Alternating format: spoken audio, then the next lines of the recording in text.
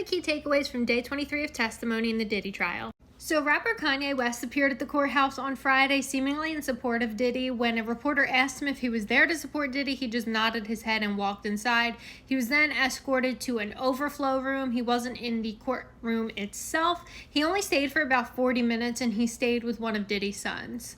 Additionally, the judge is still deciding whether or not to dismiss juror number 6 per request of the prosecution, who says that there appeared to be a lack of candor with the court. There is an issue thinking that he did not reside in the correct jurisdiction to be on that jury. However, he had moved in the past 2 weeks, so at the time of jury selection, he did live in the Bronx.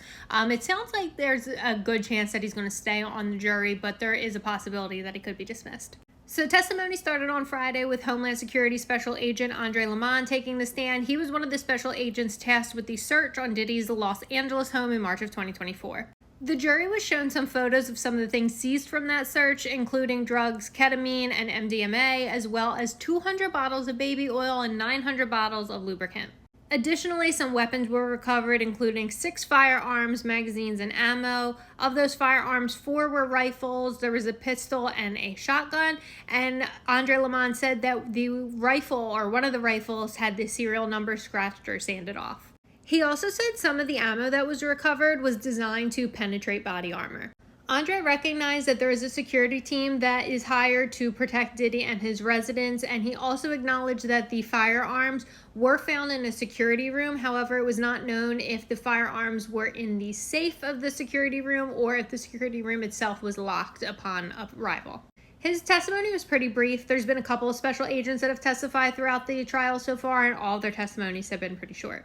So following his testimony, the prosecution brought to the judge's attention Diddy's nodding again. Diddy was warned earlier on that if he were to nod in the direction of the jury or try to influence the jury in any way, he could potentially be ejected from the court, which is a highly unusual move, but it could happen. Apparently, he was nodding emphatically during Andre's testimony. The judge said that he wasn't doing it in the direction of the jury, so there is some kind of reaction expected during these testimonies. The prosecution said they weren't trying to get him ejected from court. They just wanted the judge to be aware that this is inappropriate behavior. So next to take the stand was Jonathan Perez, another one of Diddy's former assistants. He worked for Diddy from December of 2021 all the way up to September of 2024, literally the day of his arrest. Jonathan was the 4th witness to invoke his 5th Amendment right, which prompted the judge to sign an immunity order on his behalf. So Jonathan's direct supervisor was Christina Karam, who was Diddy's former chief of staff. She made him aware of something called king nights, which were nights that he would go to a hotel room and have private time with a female. So what his staff was told was they were called king nights. Jane referred to them as hotel nights, and Cassie referred to them as freak off. Jonathan testified that Jane was typically the one to join him for these king nights, and he referred to Jane as a female friend or a companion. He said he wasn't really sure her exact title. Jonathan said the staff was given anywhere from 2 hours to a full day to set up for these king nights. He said that they would stock the hotel room with enough supplies to last a full day without interruption. He would supply things like food, alcohol, red lights, music, condoms, and lubricant.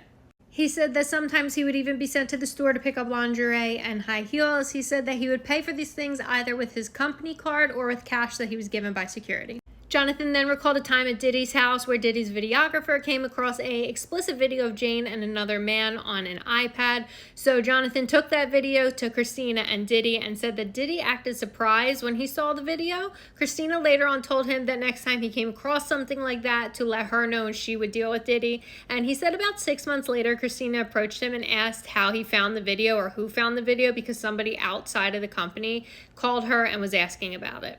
The jury actually heard a recording of that conversation between Jonathan and Christina, and Jonathan said he didn't know he was being recorded at the time. Jonathan said that Diddy called him on the day of the altercation between him and Jane in June of 2024 and asked Jonathan if there was another woman on a trip that he went on. Jonathan said no, and Diddy said thank you and hung up the phone. He said that Jane could be seen in the background, however, her back was turned towards the camera, so he didn't see the injuries on her face. He also said that he believed that setting up for these king nights were personal tasks for Diddy, and he didn't think that he was being paid for them. He said that sometimes he would take Jane out to buy lingerie for the events, and he said that Jane seemed like a willing participant and that she was never unhappy or upset afterwards. So Jonathan testified that the last time he spoke to Diddy was the day of his arrest. Jonathan actually called Diddy to leave his employment because he said there was a lot going on in Diddy's personal life at the time and he didn't want to be drug into it. However, currently he is, as he is testifying. He said that he still feels great about Diddy the same way he did when he left his employment. Jonathan finished up his testimony Friday afternoon and the judge dismissed the jury right after. It is unclear at this time who is going to be the first to take the stand when court resumes on Monday.